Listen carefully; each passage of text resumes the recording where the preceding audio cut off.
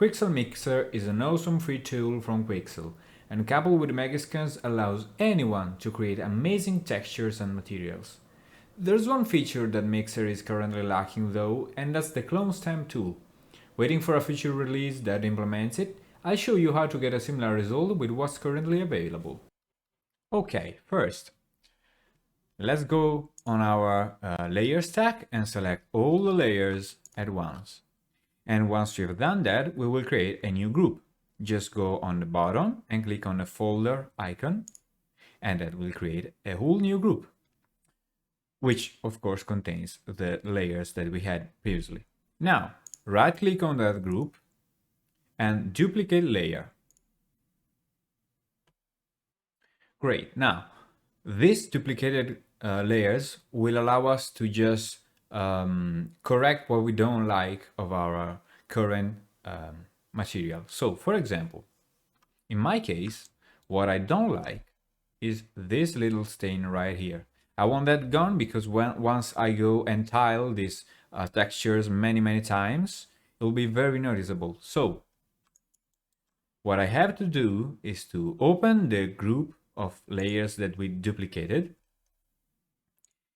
and go and find where that defects come from.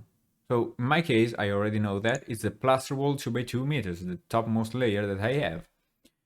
For example, if I just hide this, you will see it is gone. So I know that this stain comes from this layer right here. Now, select the layer and go on the right where there's placement. Open that roll down and you can move the whole layer away from where it is. So I just moved everything to the left. And as you can see, the stain went along with it. Okay.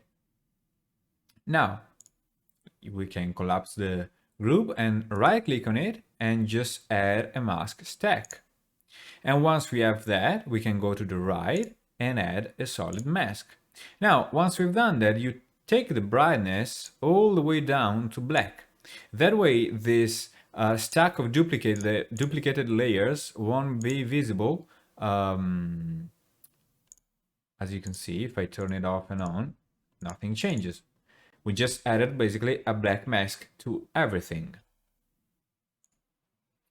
When you're done, right-click, add paint mask, and this will overwrite the mask that we just created, but it will allow us to paint the mask. So select, be sure to have selected the paint mask, or otherwise you won't see this panel right here. Select a soft brush, take the brush color all the way to white, just like that, and then go on your texture and start painting what you don't like, just like that. Now, this is basically it. So whenever you have something that you don't like, you'll have to go on your duplicate layer stack, select that layer, move it, and then you can go back to your mask and paint. Okay? Hope this was useful, and I will see you next time.